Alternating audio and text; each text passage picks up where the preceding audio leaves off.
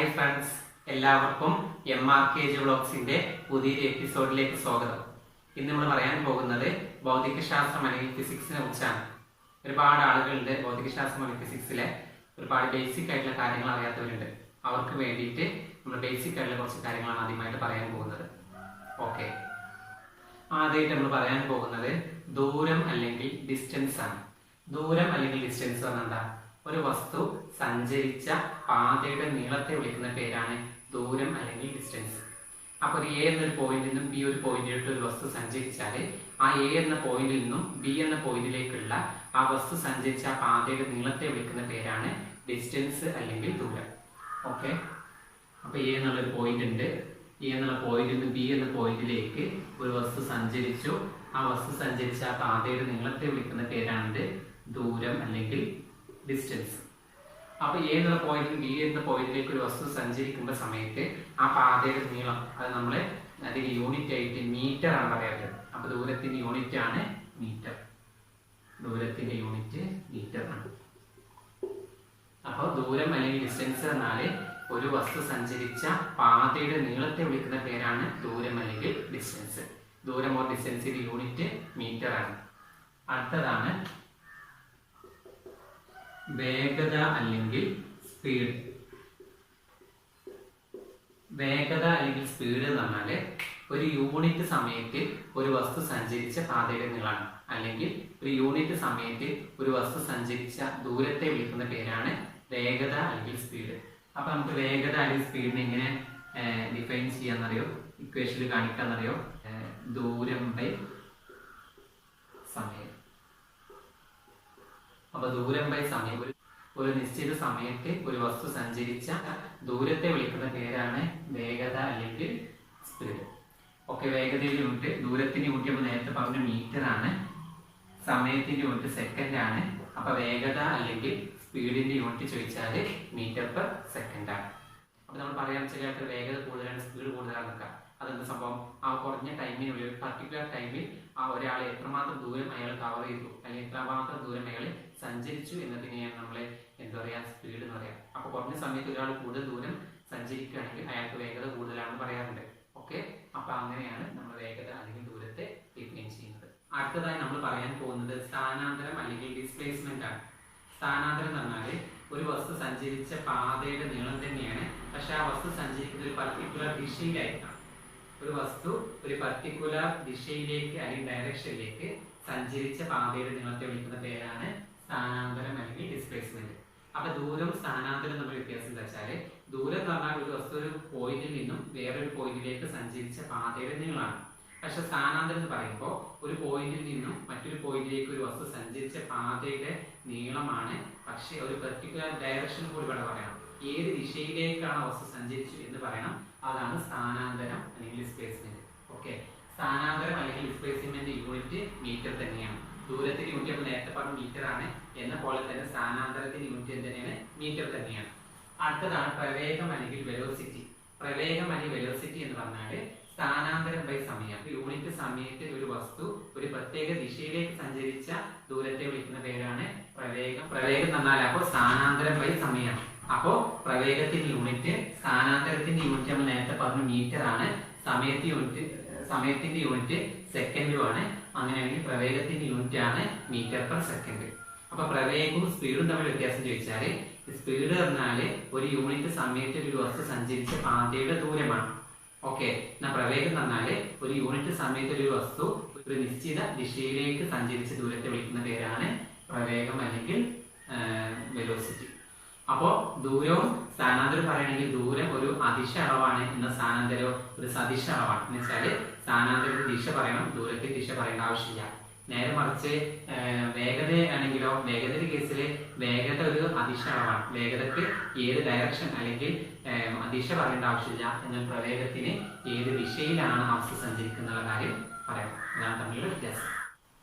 അടുത്തതാണ് ത്വരണം അല്ലെങ്കിൽ ആക്സിലറേഷൻ. ത്വരണം അല്ലെങ്കിൽ ആക്സിലറേഷൻ എന്ന് പറഞ്ഞാല് പ്രവേഗമാറ്റം ബൈ സമയമാണ്. ഒരു നിശ്ചിത സമയത്തിൽ ആ വസ്തുവിന്റെ വേഗത്തിൽ ഉണ്ടാകുന്ന മാറ്റത്തെ വിളിക്കുന്ന പേരാണ് ത്വരണം അല്ലെങ്കിൽ ആക്സിലറേഷൻ. ഓക്കെ, അപ്പൊ നമുക്ക് യൂണിറ്റ് നോക്കാം. പ്രവേഗമാറ്റം നമ്മൾ പറഞ്ഞു, പ്രവേഗത്തിന്റെ യൂണിറ്റ് നമ്മൾ നേരത്തെ പറഞ്ഞു എന്ത് ചെയ്യുന്നു, മീറ്റർ പെർ സെക്കൻഡ് ആണ്. സമയത്തിന് യൂണിറ്റോ സെക്കൻഡുമാണ്. അപ്പൊ meter per second by second unit എന്തായി മീറ്റർ പെർ സെക്കൻഡ് സ്ക്വയർ. പ്രവേഗത്തിന് യൂണിറ്റ് മീറ്റർ പെർ സെക്കൻഡും ത്വരണം അല്ലെങ്കിൽ ആക്സലറേഷൻ യൂണിറ്റ് ചോദിച്ചാൽ മീറ്റർ പെർ സെക്കൻഡ് സ്ക്വയറുമാണ്. ഓക്കെ, അടുത്തതാണ് ബലം അല്ലെങ്കിൽ ഫോഴ്സ്. വസ്തുവിന് ഉണ്ടാവുന്ന തള്ളൽ അല്ലെങ്കിൽ വലിക്ക. നമ്മളൊരു വസ്തുവിനെ തള്ളല് അല്ലെങ്കിൽ വലിക്കുക ചെയ്യുക, അതിനെ വിളിക്കുന്ന പേരാണ് ബലം അല്ലെങ്കിൽ ഫോഴ്സ്. അല്ലെങ്കിൽ നമുക്കറിയാം ഒരു വസ്തുവിന് ഉണ്ടാകുന്ന പുഷ് ഓർ പുള്ള്. പുഷാണോ അല്ലെങ്കിൽ പുള്ളോ ഒരു വസ്തുവിന് ഉണ്ടാകുന്നു, അതിനെ വിളിക്കുന്ന പേരാണ് ബലം അല്ലെങ്കിൽ ഫോഴ്സ്. ബലത്തിന്റെ യൂണിറ്റ് ആണ് ന്യൂട്ടൺ. ബലത്തിന്റെ യൂണിറ്റ് ന്യൂട്ടൺ ആണ്. അത് റെപ്രസെന്റ് ചെയ്യുന്നത് ക്യാപിറ്റൽ N ലെറ്റർ വെച്ചിട്ടാണ്. അതായത് SI യൂണിറ്റ് ആണ്. സിസ്റ്റം ഓഫ് ഇന്റർനാഷണൽ യൂണിറ്റ് ആണ്. SI യൂണിറ്റ് പ്രകാരം ബലത്തിന്റെ യൂണിറ്റ് ന്യൂട്ടനും CGS യൂണിറ്റ് പ്രകാരം, CGS എന്ന് പറഞ്ഞാൽ centimetre gram second system. Okay, centimetre gram second സിസ്റ്റത്തെ വിളിക്കുന്ന പേരാണ് CGS സിസ്റ്റം. ഈ CGS സിസ്റ്റം പ്രകാരം ബലത്തിന്റെ യൂണിറ്റ് ഡൈനാണ്. ഓക്കെ, ഇനി ഒരു ന്യൂട്ടൺ എന്ന് പറഞ്ഞാൽ 10⁵5 ഡൈനാണ്. അപ്പോൾ ഒരു ന്യൂട്ടൺ എന്ന് പറഞ്ഞാൽ 10⁵5 ഡൈൻ ആയെങ്കിൽ മാത്രമേ ഒരു ന്യൂട്ടൺ ആവുള്ളൂ. നമുക്കൊരു എക്സാമ്പിൾ ആയിട്ട് പറയാം. നമുക്കറിയാം ഒരു കിലോഗ്രാം പറഞ്ഞാൽ എത്രയാണ്? 1000 ഗ്രാം ആണല്ലോ. എന്ന പോലെ അല്ലെങ്കിൽ 10⁵3 ഗ്രാം ആണ് ഒരു കിലോഗ്രാം എന്നത് പറയുന്നത് പോലെ നമുക്ക് എങ്ങനെ പറയാം? 10⁵5 ഡൈൻ ആണെന്ന് ഒരു ന്യൂട്ടൺ വേണമെങ്കിൽ പറയാം. അടുത്തതാണ് പ്രവൃത്തി അല്ലെങ്കിൽ വർക്ക്. പ്രവൃത്തി അല്ലെങ്കിൽ വർക്ക് ചെയ്തെന്ന് പറഞ്ഞാല് ബലം പ്രയോഗിച്ച ദിശയിലുണ്ടായ സ്ഥാനാന്തരമാണ്.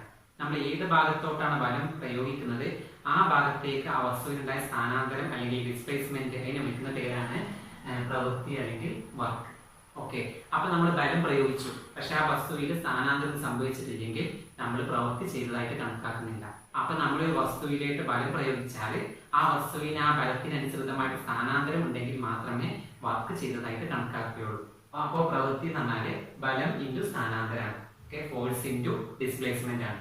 ഫോഴ്സിന്റെ യൂണിറ്റ് നമ്മൾ നേരത്തെ പറഞ്ഞിരുന്ന ന്യൂട്ടൺ ആണ്. ഡിസ്പ്ലേസ്മെന്റിന്റെ യൂണിറ്റ് മീറ്ററുമാണ്. അപ്പൊ പ്രവൃത്തി അല്ലെങ്കിൽ വർക്കിന്റെ യൂണിറ്റ് എന്ന് പറയാ ജൂളാണ്. അപ്പൊ പ്രവൃത്തി എന്ന് പറഞ്ഞാല് ഒരു വസ്തുവിലെ ബലം പ്രയോഗിച്ച ദിശയിലുണ്ടായ സ്ഥാനാന്തരം. ഏത് ഭാഗത്തോട്ടാണോ ബലം പ്രയോഗിച്ചു ആ വസ്തുവിൽ ആ ഭാഗത്തേക്ക് തന്നെ സ്ഥാനാന്തരം ഉണ്ടാവണം. അതിന് വിളിക്കുന്ന പേരാണ് പ്രവൃത്തി അല്ലെങ്കിൽ വർക്ക്. വർക്കിന്റെ യൂണിറ്റ് ജൂളാണ്. അടുത്തതാണ് പവർ. പവർ എന്ന് എന്താ അറിയോ? ഒരു പ്രവൃത്തി ബൈ സമയം. ഒരു നിശ്ചിത സമയത്ത് ചെയ്ത പ്രവൃത്തിയെ വിളിക്കുന്ന പേരാണ് പവർ. നമ്മൾ പറയാം നല്ലൊരാൾക്ക് പവർ ഉണ്ട് എന്താ? അയാൾക്ക് ഒരു നിശ്ചിത സമയം കൊണ്ട് അയാൾ ചെയ്ത പ്രവൃത്തിയും വേറൊരാ സമയം കൊണ്ട് നിശ്ചിത സമയത്ത് ചെയ്ത പ്രവൃത്തിയും കമ്പയർ ചെയ്യുമ്പോൾ നമ്മൾ കുറഞ്ഞ സമയത്ത് കൂടുതൽ വർക്ക് ചെയ്യുമ്പോഴാണ് നമ്മൾ എന്ത് പറയാ? പവർ കൂടുതലാണെന്ന് പറയാറില്ല അല്ലെ? ഓക്കെ, അപ്പൊ പ്രവൃത്തി എന്ന വർക്കാണ്. പിന്നെ സമയം എന്ന് പറഞ്ഞാൽ ടൈമാണ്. അപ്പൊ വർക്കിന്റെ യൂണിറ്റ് നമ്മൾ നേരത്തെ പറഞ്ഞ എന്ത് ചെയ്യുന്നു? ജൂളാണ്. ഓക്കെ, സമയത്ത് യൂണിറ്റോ സെക്കൻഡുമാണ്. അപ്പൊ ജൂൾ പെർ സെക്കൻഡ് എന്ന് പറയാം, അല്ലെങ്കിൽ വാട്ട്. ജൂൾ പെർ സെക്കൻഡിനെ വിളിക്കുന്ന പേരാണ് വാട്ട്. നമ്മൾ ഓർക്കേണ്ടത് ഒരു ഹോഴ്സ് പവർ, ഒരു കുതിര ശക്തി എന്ന് പറഞ്ഞാൽ 746 വാട്ടാണ്. 746 വാട്ടായി കഴിഞ്ഞാൽ അതിനെ വിളിക്കുന്ന പേരാണ് ഒരു കുതിര ശക്തി അല്ലെങ്കിൽ ഒരു ഹോഴ്സ് പവർ. അടുത്തതാണ് ആക്കം അല്ലെങ്കിൽ മൊമെന്റം. ആക്കം അല്ലെങ്കിൽ മൊമെന്റം എന്ന് പറഞ്ഞാൽ ചലിച്ചു കൊണ്ടിരിക്കുന്ന ഒരു വസ്തു മറ്റൊരു വസ്തുവിന്മേൽ ഏൽപ്പിക്കുന്ന ആഘാതത്തെ വിളിക്കുന്ന പേരാണ് ആക്കം അല്ലെങ്കിൽ മൊമെന്റം. അപ്പൊ ചലിച്ചുകൊണ്ടിരിക്കുന്ന വസ്തു അല്ലെങ്കിൽ നിശ്ചിത പ്രവേഗത്തിൽ ചലിച്ചുകൊണ്ടിരിക്കുന്ന ഒരു വസ്തുവിന്റെ മേലെ ഒരു നിശ്ചിത മാസ് ഉള്ള വസ്തു ഏൽപ്പിക്കുന്ന ആഘാതത്തെ വിളിക്കുന്ന പേരാണ് ആക്കം അല്ലെങ്കിൽ മൊമെന്റം. അല്ലെ, നമുക്ക് ആക്കത്തെ അപ്പൊ എങ്ങനെ പറയാം? M×V, മാസ് M, പ്രവേഗം അല്ലെങ്കിൽ വെലോസിറ്റി M/v. അപ്പോ ആക്കം അല്ലെങ്കിൽ momentum is equal to M×v ആണ്. അതില് മാസിന്റെ യൂണിറ്റ് നമുക്കറിയാം കിലോഗ്രാം ആണ്. പിന്നെ വെലോസിറ്റി യൂണിറ്റ് നമ്മൾ നേരത്തെ പറഞ്ഞതാണ് മീറ്റർ പെർ സെക്കൻഡ് ആണ്. അങ്ങനെയെങ്കിൽ ആക്കം അല്ലെങ്കിൽ മൊമെന്റത്തിന്റെ യൂണിറ്റ് ആണ് കിലോഗ്രാം മീറ്റർ പെർ സെക്കൻഡ്. അടുത്തതാണ് കേശികത്വം അല്ലെങ്കിൽ കാപ്പിലാരിറ്റി. കേശികത്വം അല്ലെങ്കിൽ കാപ്പിലാരിറ്റി എന്ന് പറഞ്ഞാൽ സൂക്ഷ്മ സുഷിരങ്ങളിലൂടെ ദ്രാവകങ്ങൾക്ക് ഭൂഗുരുത്വാകർഷണ ബലത്തിനെതിരായി മുകളിലേക്ക് ഉയരാനുള്ള കഴിവിനെ വിളിക്കുന്ന പേരാണ് കാപ്പിലാരിറ്റി അല്ലെങ്കിൽ കേശികത്വം. ഓക്കെ, അപ്പോ നമുക്കറിയാം ഭൂഗുരുത്വാകർഷണ ബലം താഴോട്ടാണ്. അതിന് ഓപ്പോസിറ്റ് കൊണ്ട് സൂക്ഷ്മ സുഷിരങ്ങളിലൂടെ ദ്രാവകങ്ങൾക്ക് മുകളിലേക്ക് ഉയരാനുള്ള കഴിവിനെ വിളിക്കുന്ന പേരാണ് കേശികത്വം അല്ലെങ്കിൽ കാപ്പിലാരിറ്റി. ഇതിന് എക്സാമ്പിൾ ആയിട്ട് നമ്മൾ പറയാറുള്ള മണ്ണെണ്ണ വിളക്കാണ്. മണ്ണെണ്ണ വിളക്കിന്റെ പ്രത്യേകത, നമുക്ക് മണ്ണെണ്ണ വിളക്ക് നമുക്കറിയാം. മണ്ണെണ്ണ വിളക്കില് ആ മണ്ണെണ്ണ അതിനകത്തുള്ള ആ വിളക്കിനകത്തുള്ള ആ മണ്ണെണ്ണ ആ തിരിയുടെ മുകളിലേക്ക് ഉയരാണ്. ഓക്കെ, ആ ഒരു കഴിവിനെ, ആ ദ്രാവകങ്ങൾക്ക് ഉണ്ടാകുന്ന കഴിവിനെ വിളിക്കുന്ന പേരാണ് കാപ്പിലാരിറ്റി അല്ലെങ്കിൽ കേശികത്വം. വേറൊരു എക്സാമ്പിൾ നമുക്ക് ടിഷ്യൂ പേപ്പർ. നമ്മളൊക്കെ ടിഷ്യൂ പേപ്പർ ഉപയോഗിച്ചിട്ട് നമ്മൾ വെള്ളം കുപ്പിയെടുക്കുന്ന സമയത്ത് അത് അതിലോട്ട് കയറുന്നൊക്കെ കേശികത്വത്തിന് എക്സാമ്പിൾ ആയിട്ട് പറയാറുണ്ട്. ഓക്കെ, ഈ കേശികത്വത്തിന് എക്സാമ്പിൾ ആയിട്ടുള്ള ആപ്ലിക്കേഷൻ ലെവലിൽ നമ്മൾ കാര്യം ഉപയോഗിക്കാറുണ്ട്. വേനൽക്കാലത്ത് എന്ത് ചെയ്യുന്ന അറിയോ? നമ്മൾ പറമ്പൊക്കെ കളിച്ചിടാറുണ്ട്.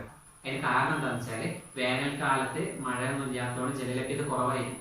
അപ്പം വേനൽക്കാലത്ത് നമ്മൾ പറമ്പൊക്കെ സർഫസ് നല്ല രീതിയിൽ എടുക്കുകയാണെങ്കിൽ അതിനെന്തെയും ഈ മണ്ണിനടിയിലുള്ള ദ്രാവകമൊക്കെ അല്ലെങ്കിൽ ഈ മണ്ണിനടിയിലുള്ള ജലമൊക്കെ ആ മണ്ണിന്റെ സൂക്ഷ്മ സുഷിന് മുകളിലേക്ക് വരികയും അതിനകത്ത് ഈർപ്പരഹിതമാവുകയും ചെയ്യും. അത് ഒഴിവാക്കാൻ വേണ്ടിയിട്ട് നമ്മൾ വേനൽക്കാലത്ത് എന്തെങ്കിലും പറമ്പൊക്കെ കിടക്കുന്ന സമയത്ത് ആ സൂക്ഷ്മ സുഷിരം ഒഴിവാക്കാനുള്ള മീനിങ് അനുസരിച്ചാണ് ചെയ്യുന്നത്.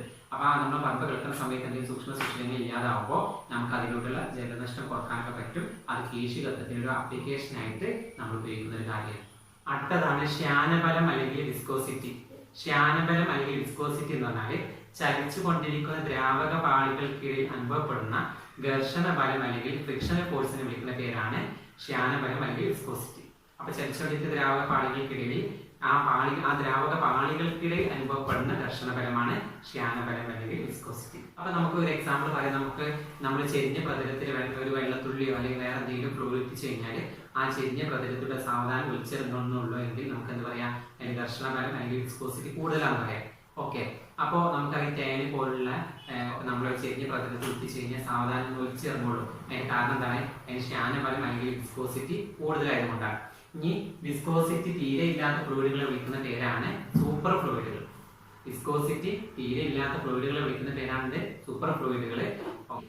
വെള്ളത്തേക്കാൾ കൂടുതൽ വിസ്കോസിറ്റി കൂടിയ ദ്രാവകങ്ങളാണ് എണ്ണ, തേന്, ഗ്ലിസറിനൊക്കെ. എണ്ണക്ക്, തേനിന്, ഗ്ലിസറിനൊക്കെ ജലത്തേക്കാളും വിസ്കോസിറ്റി കൂടുതലാണ്. അടുത്തതാണ് ഊഷ്മാവ് കൂടുന്തോറും വിസ്കോസിറ്റി കുറയാൻ ചെയ്യാം. ഓക്കെ, അപ്പൊ നമ്മൾ വിസ്കോസിറ്റി കുറയ്ക്കാൻ ചെയ്താൽ മതി, അത് ചൂടാക്കിയാൽ മതി. ഓക്കെ, തേനൊക്കെ ചൂടാക്കിയതിന് ശേഷം നമ്മളെ ഒരു ചെറിയ പ്രതലത്തിൽ വെക്കുന്നതും അല്ലാതെ വെക്കുന്നതും തമ്മിൽ വ്യത്യാസം ഉണ്ടാവും. കാരണം ചൂടാക്കും തോറും വിസ്കോസിറ്റി കുറയുന്നു. കാരണം ചൂടാക്കുമ്പോൾ ആ ദ്രാവക പാളികൾക്കിടയിലുള്ള ഘർഷണ ബലം കുറയുകയും അങ്ങനെ വിസ്കോസിറ്റി കുറയാൻ കാരണമാവുകയും ചെയ്യുന്നു. ആർദ്രത അല്ലെങ്കിൽ ഹ്യൂമിഡിറ്റി എന്നാൽ അന്തരീക്ഷത്തിലുള്ള നീരാവിയുടെ അളവിനെ വിളിക്കുന്ന പേരാണ് ആർദ്രത അല്ലെങ്കിൽ ഹ്യൂമിഡിറ്റി. താപം കൂടുന്തോറും ആർദ്രത കുറയാണ് ചെയ്യുന്നത്. അപ്പൊ വേനൽക്കാലം ചൂടുണ്ടാകുന്ന സമയത്ത് എന്ത് ചെയ്യുന്നു, അന്തരീക്ഷത്തിലുള്ള ഈർപ്പത്തിന്റെ അളവ് കുറയുന്നു. ഓക്കെ, അപ്പൊ താപം കൂടുമ്പോൾ ആർദ്രത കുറയുന്നു. അടുത്തതാണ് ആപേക്ഷിക ആർദ്രത അല്ലെങ്കിൽ റിലേറ്റീവ് ഹ്യൂമിഡിറ്റി. ആപേക്ഷിക ആർദ്രത അല്ലെങ്കിൽ റിലേറ്റീവ് ഹ്യൂമിഡിറ്റി എന്ന് പറഞ്ഞാൽ അന്തരീക്ഷത്തിലുള്ള ജലബാഷ്പത്തിന്റെ അളവും അന്തരീക്ഷം പൂരിതമാകാൻ ആവശ്യമായ ആ ജലബാഷ്പത്തിന്റെ അളവും തമ്മിലുള്ള ആ അനുപാതത്തെ വിളിക്കുന്ന പേരാണ് റിലേറ്റീവ് ഹ്യൂമിഡിറ്റി അല്ലെങ്കിൽ ആപേക്ഷിക ആർദ്രത. ഓക്കെ, അപ്പൊ ഇപ്പോ അന്തരീക്ഷത്തിൽ എത്രമാത്രം ഈർപ്പമുണ്ട്, ഇനി അന്തരീക്ഷത്തെ ഈർപ്പമാക്കാൻ എത്രമാത്രം ആവശ്യമുണ്ട് എന്നത് തമ്മിലുള്ള ആ ഒരു റിലേഷൻഷിപ്പിനെ വിളിക്കുന്ന പേരാണ് ആപേക്ഷിക ആർദ്രത അല്ലെങ്കിൽ റിലേറ്റീവ് ഹ്യൂമിഡിറ്റി. അത് അളക്കാനുള്ള ഇൻസ്ട്രുമെന്റിന്റെ പേരാണ് ഹൈഗ്രോമീറ്റർ. PSC ഇങ്ങനെ ക്വസ്റ്റ്യൻ ചോദിച്ചിട്ടുണ്ട്. ആപേക്ഷിക ആർദ്രത അളക്കാനുള്ള ഉപകരണം PSC ചോദിച്ചിട്ടുണ്ട്, അത് ഹൈഗ്രോമീറ്റർ ആണ്. ഇനി ആപേക്ഷിക ആർദ്രതയുടെ മാക്സിമം വാല്യൂ എന്നുള്ളത് 1 ആയിരിക്കും. ഓക്കെ, അപ്പൊ അന്തരീക്ഷം പൂരിതമാകാൻ ആവശ്യമായ അളവും അന്തരീക്ഷം എത്രമാത്രം പൂരിതമാണോ ആ തമ്മിൽ റിലേഷൻഷിപ്പ് ആണല്ലോ. അപ്പൊ ആപേക്ഷിക ആർദ്രത യൂണിറ്റ് മാക്സിമം വാല്യൂ എന്തായിരിക്കും? 1 ആയിരിക്കും. ഇത്രയും ഇതുമായി ബന്ധപ്പെട്ട് പറയാം. ഇത്രയും കാര്യങ്ങൾ നമ്മൾ പറഞ്ഞത്. ആദ്യം ദൂരം പറഞ്ഞു, ഒരു വസ്തു സഞ്ചരിച്ച പാതയുടെ നീളമാണെങ്കിൽ ദൂരം യൂണിറ്റ് മീറ്റർ ആണെന്ന് പറഞ്ഞു. അടുത്ത വേഗത എന്ന് പറഞ്ഞാൽ ഒരു നിശ്ചിത സമയത്തിൽ ഒരു വസ്തു സഞ്ചരിച്ച ദൂരമാണെങ്കിൽ വേഗത യൂണിറ്റ് ആണെങ്കിൽ മീറ്റർ പെർ സെക്കൻഡ്. ഒരു നിശ്ചിത ദിശയിലേക്ക് ഒരു വസ്തുവിനുണ്ടായ സ്ഥാനമാറ്റത്തെ വിളിക്കുന്ന പേരാണെങ്കിൽ സ്ഥാനാന്തരം അല്ലെങ്കിൽ ഡിസ്പ്ലേസ്മെന്റ്, അതിന്റെ യൂണിറ്റ് എന്താണ്? മീറ്റർ ആണ്. പ്രവേഗം എന്ന് പറഞ്ഞാൽ സ്ഥാനാന്തരം ബൈ സമയം. ഒരു നിശ്ചിത ദിശയിലേക്ക് ഒരു യൂണിറ്റ് സമയത്തിൽ വസ്തുവിനുണ്ടായ സ്ഥാനമാറ്റത്തെ വിളിക്കുന്ന പേരാണ് പ്രവേഗം. പ്രവേഗത്തിന്റെ യൂണിറ്റ് ആണ് മീറ്റർ പെർ സെക്കൻഡ്. പിന്നെ നമ്മൾ പറഞ്ഞു ത്വരണം പറഞ്ഞു, പ്രവേഗമാറ്റം ബൈ സമയമാണ്. പ്രവേഗമാറ്റം ബൈ സമയമാകുമ്പോൾ അതിന് യൂണിറ്റ് എന്താണ്? മീറ്റർ പെർ സെക്കൻഡ് സ്ക്വയർ ആണ്. പിന്നെ നമ്മൾ പറഞ്ഞ ബലമാണ്. ബലം എന്ന് പറഞ്ഞാൽ ഒരു വസ്തുവിന്റെ തള്ളൽ അല്ലെങ്കിൽ വലിവിനെ വിളിക്കുന്ന പേരാണ് ബലം അല്ലെങ്കിൽ ഫോഴ്സ്. അതിന്റെ യൂണിറ്റ് ആണ് ന്യൂട്ടൺ. ഒരു ന്യൂട്ടൺ എന്ന് പറഞ്ഞാൽ 10⁵ ഡൈനാണ് നമ്മൾ പറഞ്ഞു. പിന്നെ നമ്മൾ പറഞ്ഞത് പ്രവൃത്തിയാണ്. പ്രവൃത്തി എന്ന് പറഞ്ഞാൽ ഫോഴ്സ് ഇൻറ്റു ഡിസ്പ്ലേസ്മെന്റ് ആണ്. ബലം പ്രയോഗിക്കപ്പെട്ട ദിശയിൽ ഉണ്ടാകുന്ന സ്ഥാനമാറ്റത്തെ വിളിക്കുന്ന പേരാണ് പ്രവൃത്തി. പ്രവൃത്തിയുടെ യൂണിറ്റ് നമ്മൾ പറഞ്ഞു ജൂളാന്ന് പറഞ്ഞു. അടുത്ത് നമ്മൾ പറഞ്ഞത് പവറാണ്. ഒരു പവർ എന്നാൽ നിശ്ചിത സമയത്തിൽ ചെയ്ത പ്രവൃത്തിയെ വിളിക്കുന്ന പേരാണ് പവർ. അതിന്റെ യൂണിറ്റ് ആണ് വാട്ട്. 746 വാട്ട് പറഞ്ഞാൽ ഒരു ഹോഴ്സ് പവർ അല്ലെങ്കിൽ ഒരു കുതിരശക്തി എന്ന് പറഞ്ഞു. അടുത്ത് നമ്മൾ പറഞ്ഞത് ആക്കം അല്ലെങ്കിൽ മൊമെന്റ് ആണ്. ആക്കം അല്ലെങ്കിൽ മൊമെന്റ് എന്ന് പറഞ്ഞാൽ ചലിച്ചുകൊണ്ടിരിക്കുന്ന വസ്തുവിന്മേൽ ഏൽപ്പിക്കുന്ന ആഘാതത്തെ വിളിക്കുന്ന പേരാണ് ആക്കം അല്ലെങ്കിൽ മൊമെന്റം. ആക്കം അല്ലെങ്കിൽ മൊമെന്റത്തിന് unit kilogram metre per second ആണ്. അടുത്ത കേശികത്വം അല്ലെങ്കിൽ കാപ്പിലാരിറ്റി അല്ലെ, ഭൂഗുരുത്വാകർഷണ ബലത്തിന് വിപരീതമായിട്ട് സൂക്ഷ്മ സുഷിരങ്ങളിലൂടെ ദ്രാവകങ്ങൾക്ക് മുകളിലേക്ക് ഉയരാനുള്ള കഴിവിനെ വിളിക്കുന്ന പേരാണ് കാപ്പിലാരിറ്റി അല്ലെങ്കിൽ കേശികം. അടുത്തതാണ് ശ്യാനബലം അല്ലെങ്കിൽ വിസ്കോസിറ്റി. ശ്യാനബലം അല്ലെങ്കിൽ വിസ്കോസിറ്റി എന്നാൽ ചലിച്ചുകൊണ്ടിരിക്കുന്ന ദ്രാവക പാളികൾക്കിടയിൽ അനുഭവപ്പെടുന്ന ഘർഷണ ബലമാണ് ശ്യാനബലം അല്ലെങ്കിൽ വിസ്കോസിറ്റി. അന്തരീക്ഷത്തിൽ ഉണ്ടാകുന്ന നീരാവിയുടെ അളവിനെ വിളിക്കുന്ന പേരാണ് ആർദ്രത. പിന്നെ ആപേക്ഷിക ആർദ്രത അളക്കാനുള്ള ഇൻസ്ട്രുമെന്റ് ഹൈഗ്രോമീറ്റർ ആണെന്ന് പറഞ്ഞു. ഇത്രയും കാര്യങ്ങൾ നമുക്ക് പറയാനുള്ളത്. അപ്പോൾ നിങ്ങൾക്ക് എല്ലാവർക്കും മനസ്സിലായെന്ന് വിചാരിക്കുന്നു. നിങ്ങൾക്ക് ഈ വീഡിയോ ഇഷ്ടപ്പെട്ടാൽ സബ്സ്ക്രൈബ് ചെയ്യുക, ലൈക്ക് ചെയ്യുക, ഷെയർ ചെയ്യുക. ഇനി ഒരു കൂടുതൽ വീഡിയോയുമായി കണ്ടുമുട്ടുന്നവരെ താങ്ക് യു.